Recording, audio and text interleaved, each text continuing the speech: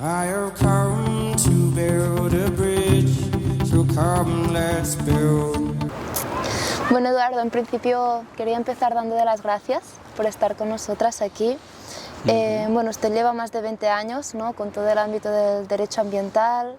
Sabemos y conocemos que usted es un experto nacional en esta área, ¿no?, colaborando también con entidades ambientalistas de todo el mundo. Entonces usted tiene una visión muy local, pero también ya nos ha demostrado, ¿no?, que también tiene esta visión global, ¿no?, y también europea del mundo. Le invitamos aquí para poner sobre la mesa y conocer un poco más esta iniciativa de los derechos de la naturaleza en el Mar Menor, ¿no?, y a su cuenca desde Murcia. ¿No? Entonces, buenos días, Eduardo, muchas gracias por acompañarnos en este espacio. Buenos días, Carla. Bueno, una de las cosas que quería poner sobre la mesa, ¿no?, y también como es muy propio de Balcar, es cómo podemos cambiar esta manera occidental de entender el mundo que nos rodea, ¿no? ¿Qué quiero decir con eso? Que muchas veces llevamos en este momento en el cual hemos entendido la naturaleza como un objeto que está a nuestro servicio. Sí. ¿No? Entonces, para entender la propuesta de los derechos de la naturaleza, creo que también hay algo mucho de raíz que llega en un momento en el cual, ¿no?, el Stockholm Resilience Center, que lo decía antes, nos mencionó ya como límite, hemos superado 6 de los 9 límites planetarios. Esto significa, ¿no?, que a nivel de cambio climático, de ecosistemas, de biosferas, estamos en un punto muy delicado, y esto es parte de este antropoceno, ¿no?, en el cual los humanos estamos como dirigiendo casi el rumbo de un mundo, de una vida que nunca ha sido así durante los miles, millones de años que hace que existe la vida, ¿no? Entonces, poniendo todo esto, lo que le quería preguntar era a usted, ¿no?, cómo entiende esta encrucijada en la que nos hemos metido en la forma en que nos estamos relacionando con el mundo, ¿no?, con la naturaleza. ¿Cómo hemos llegado hasta aquí? ¿Qué mirada necesitamos incorporar en nuestras formas de relación como para ir hacia otro escenario, ¿no? Bueno, yo desde siempre he tenido la intención de transformar un poco ese vínculo con la naturaleza, ¿no? Y porque yo de pequeño lo he recibido así, he venido mucho y he venido por aquí, por el Pirineo, he veraneado mucho por el Pirineo catalán. He tenido siempre un vínculo con la naturaleza muy potente y he pretendido desde que estudié Derecho que el derecho que existía funcionase para que respetásemos esa naturaleza. Pero últimamente me he dado cuenta, gracias a acercarme a personas como Teresa Vicente, la profesora que impulsó la ILP del Mar Menor, es que la naturaleza no nos pertenece. Nosotros somos una especie más y si nos descuidamos podemos ser la especie que acabe con el resto de especies. La naturaleza no nos necesita, pero nosotros sí la necesitamos a ella. Entonces, lo que yo me he dado cuenta con todo el movimiento de los derechos de la naturaleza es que el sistema jurídico no está del todo bien concebido. Nuestra Constitución, en el artículo 45, que yo explico en clase a los alumnos y cada vez me da más reparo explicarlo, todavía habla de recursos naturales cuando habla de la naturaleza y de uso racional de recursos naturales. Ahí ya ves un poco el enfoque que tiene nuestra sociedad, que se rige por esa Constitución. Es decir, esto es un recurso natural, en vez de pensar que hay una armonía y que lo que tenemos que hacer es tomar sin destruir, hacer las paces con la naturaleza, que dice también Yayo Herrero, ¿no? Entonces, ¿qué tendríamos que hacer para replantear esa situación? Pues yo creo que desde los derechos de la naturaleza es dejarnos iluminar positivamente por lo que el sur global nos está ahora mismo transmitiendo, y es esa, no digo transformarnos todos en indígenas porque eso no puede ser, ya es demasiado tarde. Ojalá pudiéramos algunos, yo personalmente no me importaría, porque no sé, he vivido en Paraguay y no sé, y he visto a los indígenas en Canadá y a algunos les va bien, pero no es esa la idea, es simplemente aprender de ellos. Y en los derechos de la naturaleza hay mucho de esa cosmovisión, para pasar de la cosmovisión a la ecología profunda y de la ecología profunda a la cosmología, pasando también por la ecología. Es decir, tenemos que aprender de esa cosmovisión indígena y de la ecología, qué nos quiere decir la naturaleza, cómo nos está comportando la naturaleza, qué necesita la naturaleza y las leyes hacerlas en torno a eso. No qué necesitamos nosotros de la naturaleza para que no se gaste. A mí me hace mucha gracia lo de las generaciones futuras. Está muy bien, si yo debo ser solidario con las generaciones futuras, pero que no sea ese solo el enfoque, porque seguimos siendo antropocéntricos y egoístas y el antropoceno seguiría igual. ¿Qué pasa? Que tenemos que dejarlo justo para que las generaciones futuras sigan pudiendo aprovecharse de la Tierra. ¿Por qué no pensar en lo que necesita el ecosistema para seguir siendo ecosistema? Claro, entiendo que hay algo, ¿no? Normalmente las leyes las estamos, o se entienden, ¿no? Como algo como muy rígido, muy al servicio de las personas, ¿no? Cuando hablas de estas cosmovisiones, con lo poco que sea, lo que sé es que tienen mucha esta visión de ciclicidad, Sí. ¿no? De la vida. Entonces también qué reto, ¿no? Con los derechos de la naturaleza, que se aborda mucho desde la parte más jurídica, ¿no? Del mundo, qué reto darle este punto de vida, de ecosistema, de ciclo. ¿Cómo ese reto, cómo evoluciona esta parte más jurídica, ¿no? De la ley, como para ponerse al servicio de este planteamiento que estás proponiendo, ¿no? Pues es un reto. Muchas veces Sí. las leyes también generan mucha violencia estructural, ¿no? Sí. Si no se hacen bien cuidadas. Sí, yo lo que pienso es que hay una nueva conciencia, hay una nueva ética. En el Mar Menor la he visto en la gente, porque llevo un tiempo ya de abogado ambiental y he estado en otras luchas donde me he sentido mucho menos acompañado. Oh. Entonces, en esta nueva conciencia y con esta nueva ética hay dos tipos de hacerlo con los derechos de la naturaleza. O cambiar la Constitución como quieren hacer en Irlanda y como han hecho en Ecuador, de decir la naturaleza tiene derechos y el ser humano tiene el derecho al medio ambiente, también, las dos cosas. O reconocerle personalidad jurídica a ecosistemas concretos que estén en peligro, pero que al final todo confluye en una declaración universal de derechos de la naturaleza. Es decir, ahora mismo están esos dos enfoques, o bien constitucional o bien ecosistémico, pero todo tiene que llegar al final, pienso yo, y pensamos los que estamos en el movimiento internacional, primero en un reconocimiento europeo y luego en un reconocimiento mundial de derechos de la naturaleza. Eso va a modificar la lógica de aplicación de las leyes ambientales y dejar de pensar en la naturaleza como un recurso y pensar que y a lo mejor esto es un poco complicado, la naturaleza tiene sus leyes, no humanas, sino que tiene su equilibrio y que hay que partir de ahí, de ese equilibrio, para nosotros formar nuestro desarrollo. No decir, ¿qué necesitamos? ¿Qué podemos...? No, Claro. sino esperar a conocer esa... Y tenemos la ciencia, la ecología, ¿no? Ahora mismo.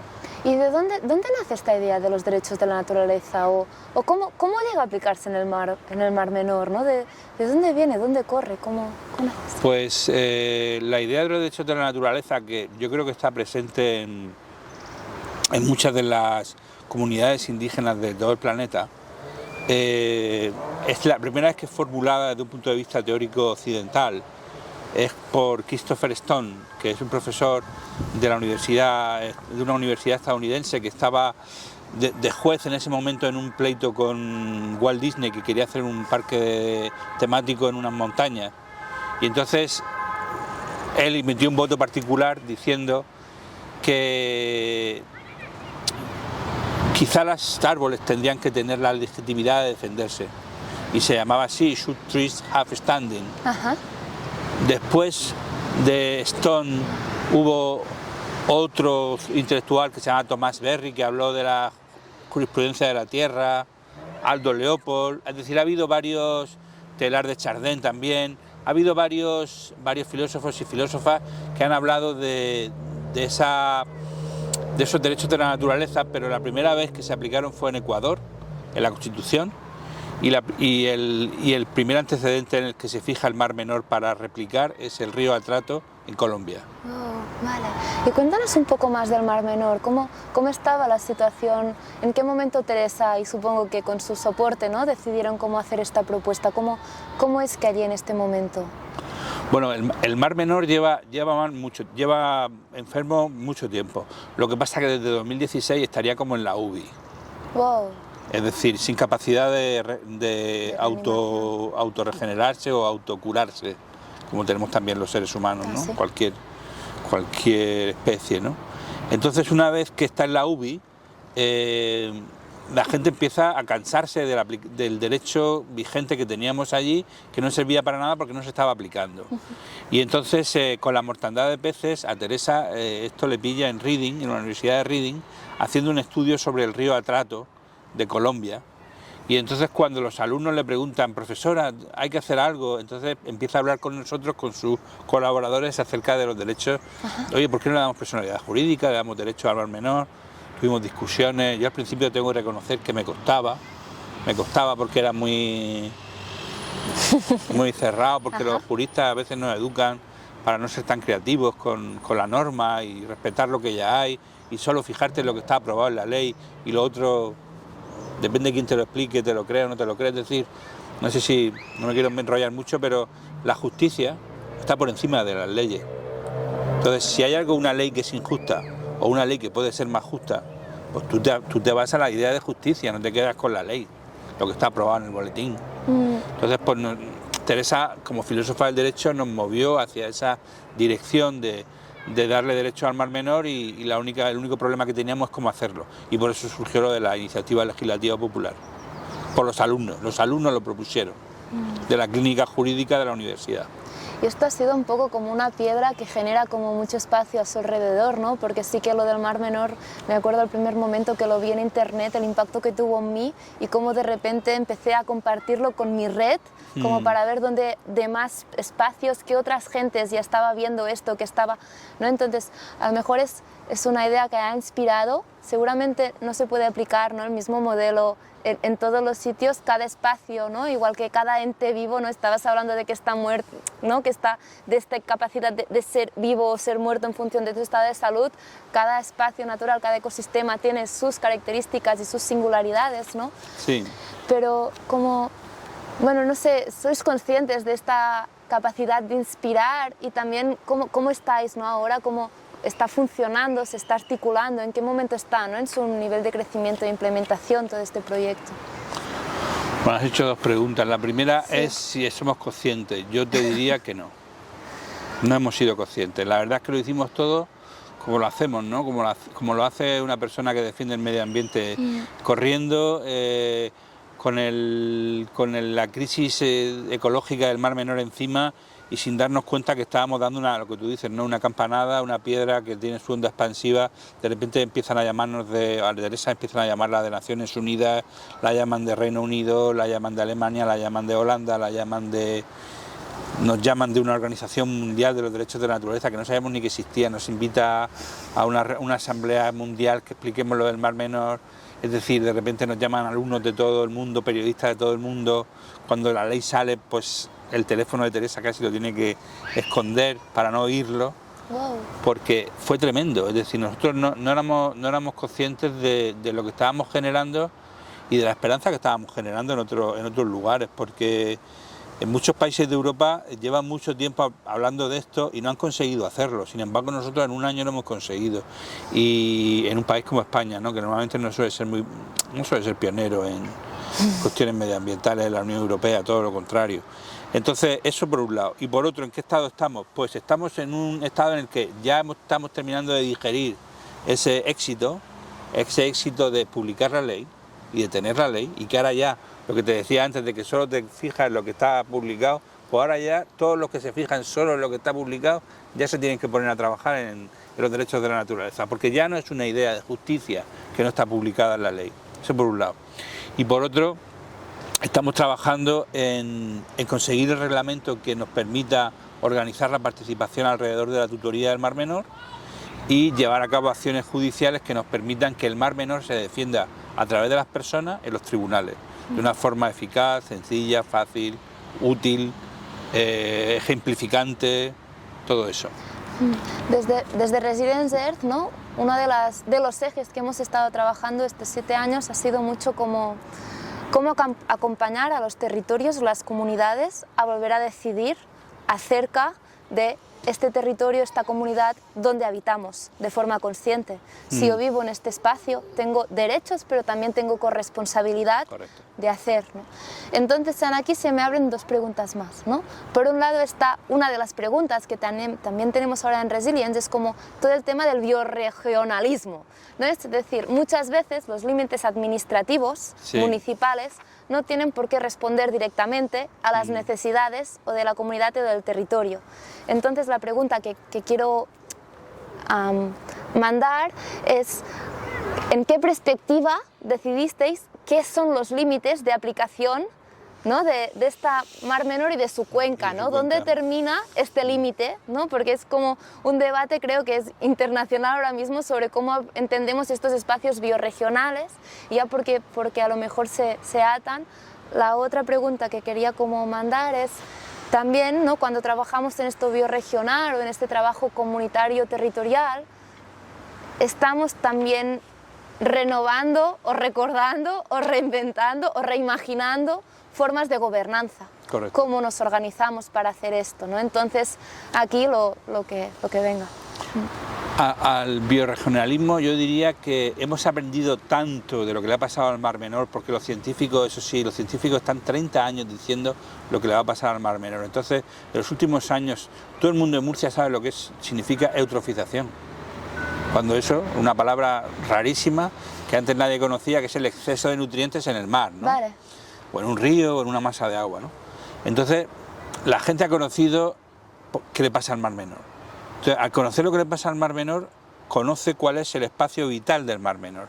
Lo que tú hablas de biorregionalismo, es decir, el ecosistema hasta dónde llega. Entonces, si el ecosistema llega hasta las montañas, que desde que llueve bajan la escorrentía, es decir, la riada o la lluvia, Ajá, bajan hacia el Mar Menor, toda esa cuenca es el Mar Menor. El Mar Menor no es solo la cubeta donde va a llegar todos esos residuos, todos esos fertilizantes, toda esa lluvia, ese agua dulce, que el Mar Menor es muy salino. Entonces, como hemos aprendido cuál es el ecosistema, decidimos que la unidad sea el ecosistema, igual que en una cuenca fluvial. súper. Esa es la unidad, el ecosistema. Entonces, si el Mar Menor tiene ese ecosistema y no está conectado a ningún río, pues se queda en el ecosistema. Y ahí se quedaría. Si tienes que proteger el río Ebro o tienes que proteger las marismas de Doñana, tendrás que buscar la unidad ecosistémica para protegerlo. Y con respecto a la corresponsabilidad, esa pregunta me gusta mucho más, y también no mucho más, sino porque yo no soy ecólogo, soy abogado y me gusta mucho el tema de la corresponsabilidad por lo que tiene que ver con el convenio de Aarhus.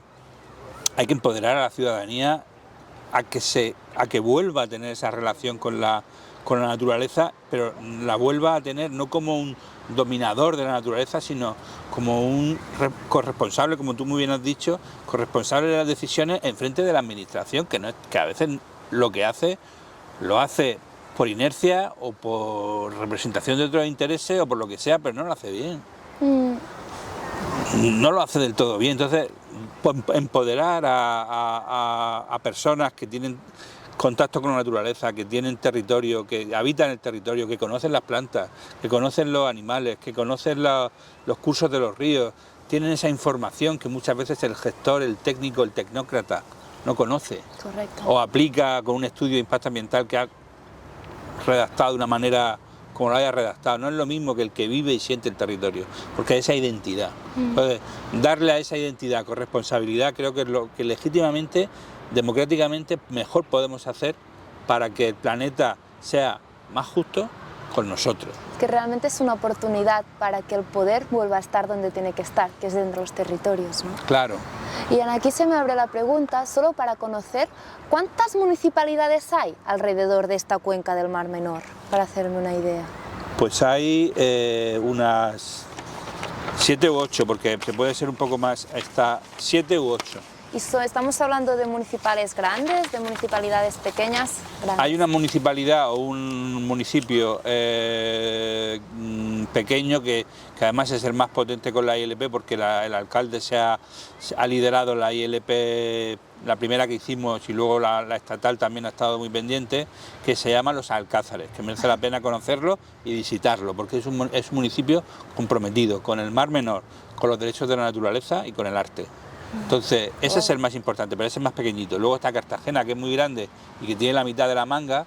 La Manga es una barra de arena de 500, 100, 1000 metros preciosa, que se la han cargado llenándola de edificios, que parece Miami. Wow. Son la Manga, la mitad es de Cartagena y la otra mitad es de San Javier. San Javier y Cartagena son municipios muy grandes y agrícolas también. Vale. Agrícolas ahora, de intensivo de regadío. Antes eran agrícolas de secano, de almendro, de higuera, Claro, que es donde de entramos algarrobo. en la complejidad, ¿no? Porque antes decías, ¿no?, que para sanar, ¿no?, este ecosistema, ahora le tenemos que reanimar. Entiendo que no estamos hablando solo de los flujos de agua, ¿no?, sino también de cómo impacta todo el trabajo con la tierra de alrededor, ¿no? Entonces, como para, no sé si para regenerar el Mar Menor también es una mirada de cómo regenerar todo este territorio que lo... Claro, hay que rediseñar la cuenca con un planteamiento de agroecología. Entonces, eso es muy difícil, porque la agroecología, aunque trae muchos beneficios para el planeta, no trae beneficios para el bolsillo del explotador de la tierra. Por lo menos no tantos como la agricultura intensiva. La agricultura intensiva tiene 4 o 5 cosechas, te la llevas a los supermercados alemanes, te la llevas a los supermercados belgas, supermercados ingleses, y dejan la tierra hecha un desastre y el Mar Menor lleno de nitratos, que es lo que han hecho. Entonces, rediseñar todo eso significa enfrentarse al lobby que mantiene a los partidos que están ganando las elecciones. Así de claro, te lo digo. Es decir, los lobbies agrícolas son los lobbies que están subvencionando las campañas de PP y Vox, que son los que están ganando en Murcia. Entonces, la lucha es tremenda, pero por lo menos tenemos nuevas herramientas, que es lo que hablábamos también. Es decir, con esas nuevas herramientas y con esa corresponsabilidad, quizá no, estoy seguro de que la tutoría del Mar Menor va a jugar un papel en clave a la hora de redefinir la cuenca, que tiene que tener un plan de ordenación territorial nuevo, según las leyes que hay en las nuevas leyes del Mar Menor. Está claro que estamos, ¿no?, andando un camino que está lleno de muchas presiones, de muchos lobbies, ¿no?, que no es nada fácil. A veces también, ¿no?, una palabra de estas que utilizamos es esta mirada de la transruralidad que decimos, ¿no?, que es como estas redes de soporte y de intercambio, ¿no?, de conocimientos entre una punta rural hasta otra, obviando los centralismos de Estado, centralismos del mundo, diciendo que el poder ahora lo tenemos en los territorios y estamos aprendiendo nuevas herramientas para aprender a vivir de una forma diferente. Ha sido como muy inspirador como esta charla con usted hoy. Sí que quería como preguntarle para terminar, ¿qué recomendación o qué tenemos que mirar, ¿no?, si por ejemplo hay un grupo de personas con muchas ganas de impulsar una iniciativa para promover los derechos de naturaleza de un sitio concreto o incluso desde una administración pública, ¿no?, que realmente se cree?